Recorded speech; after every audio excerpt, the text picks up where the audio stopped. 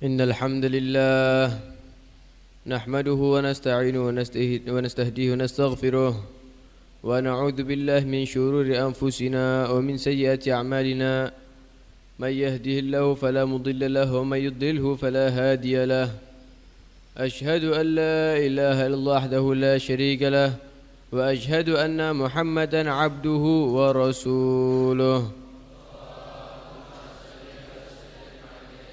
اللهم صل وسلم على سيدنا محمد وعلى آله وأصحابه ومن تبعهم بإحسان إلى يوم الدين عباد الله أوصيكم وإياي بتقوى الله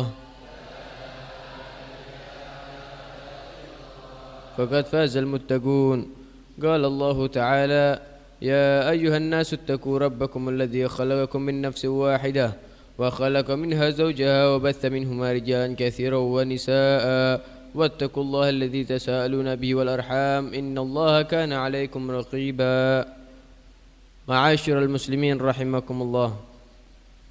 Ada sebuah ungkapan, ikan tak bisa jauh dari air sebentar saja. Sebentar saja ikan dipisahkan dari air, perlahan ia akan mati. Demikian halnya hubungan seorang muslim dengan masjid. Jangan sampai terpisah lama dari masjid. Lambat laun ia akan mengalami kematian. Bukan kematian fisik tapi rohani. Jiwanya gersang dan kering dari nilai-nilai rohani batin yang memompa semangat dalam menjalankan agama. Masjid adalah rumah Allah. Masjid adalah tempat di muka bumi yang paling dicintai Allah. Di masa Rasul SAW, masjid tidak hanya berfungsi sebagai tempat mereguk dahaga rohani dan batin lewat pelaksanaan salat. Di masa beliau, masjid juga menjadi tempat untuk menempa, membina, mendidik dan melahirkan generasi muttaqin penuh semangat membela Islam dari persoalan politik, kenegaraan, jihad, masalah sosial sampai ekonomi dibahas di dalam masjid. Bandingkan dengan keadaan kita di masa sekarang. Ada kalanya masjid kita megah, tinggi menjulang, penuh dengan ornamen yang indah, tapi sepi dari aktivitas dan jamaah. Tetangga kanan dan kiri tidak mau ambil peduli. Belum lagi sejumlah masjid kurang terawat sampai mengeluarkan bau tak sedap yang menghilangkan kenyamanan beribadah di dalamnya. Masjid sebagai rumah Allah mengandung kemuliaan seperti disinggung oleh Syekh Nasr bin Muhammad As-Samarqandi dalam bukunya dalam kitabnya Tanbihul Ghafilin. Seorang hamba hanya memperoleh kemuliaan dan kedudukan di sisi Allah manakala dia satu, memuliakan perintah-perintahnya. Dua, memuliakan rumah-rumah Allah yaitu masjid. Dan tiga, memuliakan hamba-hambanya. Maka sudah sempatasnya bagi tiap insan beriman untuk memuliakan masjid, sebab di dalam memuliakannya terkandung sikap memuliakan dan mengagungkan Allah subhanahu wa ta'ala. Ma'asyiral muslimin rahimakumullah. Setidaknya ada tiga keutamaan pada tiap orang yang memuliakan masjid.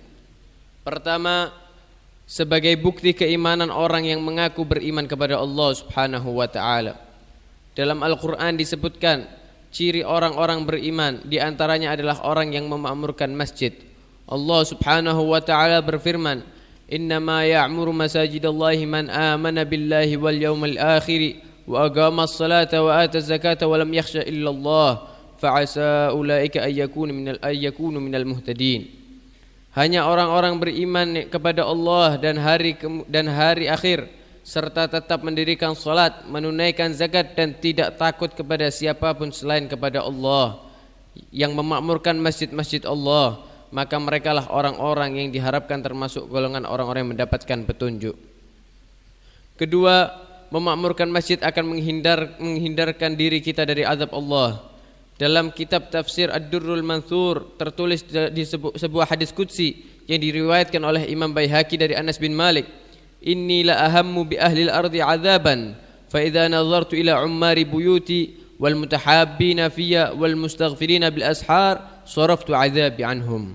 Sesungguhnya aku Allah ingin mengazab para penduduk bumi, tetapi bila aku melihat kepada orang-orang pengunjung masjid, pengunjung rumah-rumahku, melihat orang-orang yang saling mencintai karenaku dan orang-orang yang memohon ampunan di waktu sahur, di waktu menjelang fajar, maka aku hindarkan azabku dari mereka.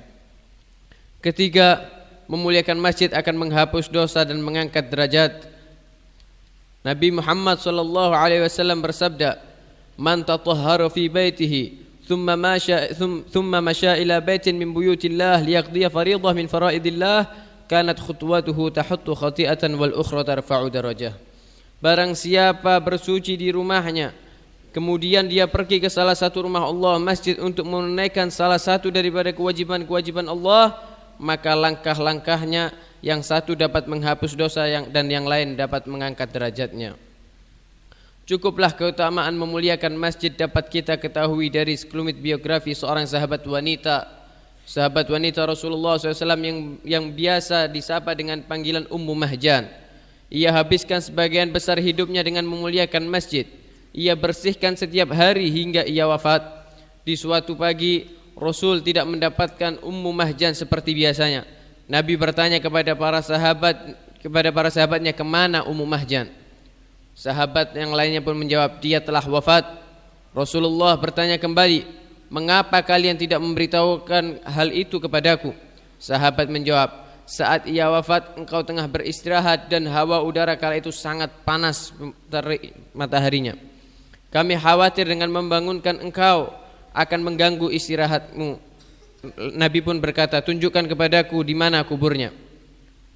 Mereka menunjukkan kuburnya, kemudian beliau mensolatkannya. Selesai solat, Nabi berkata, jika salah seorang di antara kalian ada yang wafat, lekas beritahukan kepadaku untuk kusolati, sebab jenazah yang aku solati di dunia, maka solatku itu akan menjadi penolong untuknya di akhirat. Setelah itu, dengan mukjizatnya Nabi memanggil Ummu Mahjan dan bertanya, Assalamu alaiki, salam sejahtera atasmu wahai Ummu Mahjan. Amal apakah yang paling utama di sisi Allah yang engkau dapati? Nabi terdiam sejenak sembari menundukkan kepala untuk memperoleh jawaban. Tak lama kemudian Nabi mengangkat kepalanya dan berkata, ia telah berkata kepadaku, aku tidak mendapatkan amalku yang lebih utama di sisi Allah selain amal berupa membersihkan masjid. Kemudian Rasul bersabda, Allah subhanahu wa ta'ala telah membangunkan sebuah rumah di surga untuknya, di mana aku melihatnya sekarang ia sedang duduk di dalamnya. Ma'asyiral muslimin rahimakumullah, mari kita selalu hadir di dalam memuliakan masjid dengan manajemen yang baik, pengelolaan yang profesional dan menjaga kebersihannya. Kita ramaikan dan memakmurkan dengan aktivitas yang membawa manfaat bagi umat dan masyarakat. Insyaallah ketiga keutamaan yang sudah kita simak bersama akan mewujud nyata dalam kehidupan sampai akhirat. Amin ya rabbal alamin. Barakallahu li wa lakum fil Qur'anil azim wa nafa'ani wa iyyakum ma fihi minal ayati wa dzikril hakim. أقول قولي هذا وأستغفر الله العظيم لي ولكم ولسائر المسلمين والمسلمات والمؤمنات فاستغفروه إنه هو الغفور الرحيم.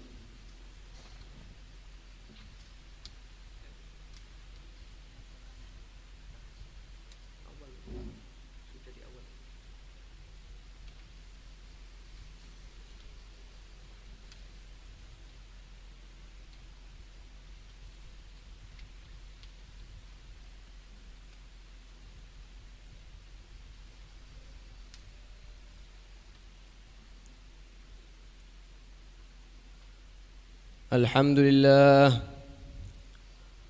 الذي من علينا بالدين القويم وهدانا إلى الصراط المستقيم وأشهد أن لا إله إلا الله وحده لا شريك له وأشهد أن سيدنا محمدا عبده ورسوله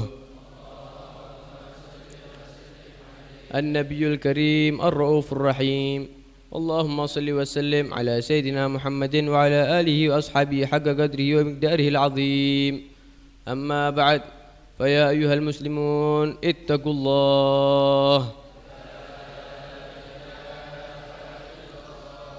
الله حق تقاته ولا تموتن إلا وأنتم مسلمون.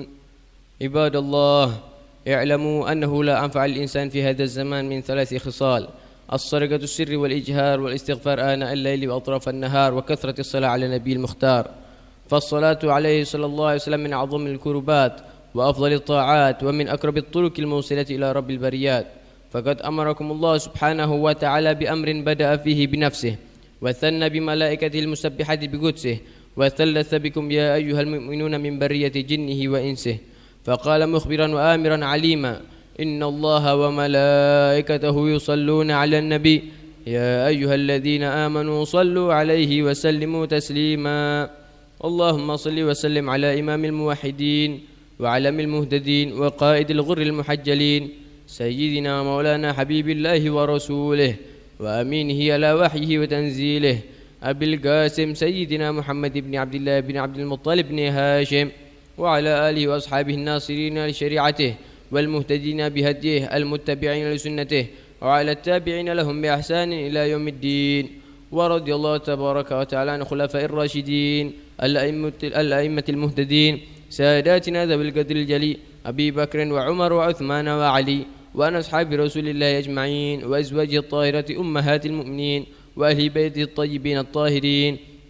اللهم اجعلنا بتذكيرك منتفعين ولكتابك وسنة رسولك متبعين وعلى طاعتك مجتمعين وتوفنا مسلمين وألحقنا بالصالحين.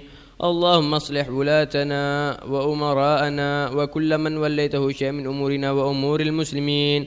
اللهم استر عوراتنا وآمن روعاتنا وغزر أمطارنا وأرخص أسعارنا واشفي مرضانا وعاف مبتلانا وارحم موتانا وأصلح حيانا يا أرحم الراحمين. اللهم اغفر للمؤمنين والمؤمنات والمسلمين والمسلمات الأحياء منهم والأموات إنك قريب مجيب الدعوات. ربنا آتنا في الدنيا حسنة وفي الآخرة حسنة وقنا عذاب النار. عباد الله، إن الله يأمر بالعدل والإحسان وإيتاء ذي القربى وينهى عن الفحشاء والمنكر والبغي يعظكم لعلكم تذكرون. واذكروا الله العظيم يذكركم واشكروا له على نعمه يزدكم واستغفروا يغفر لكم ولذكر الله أكبر.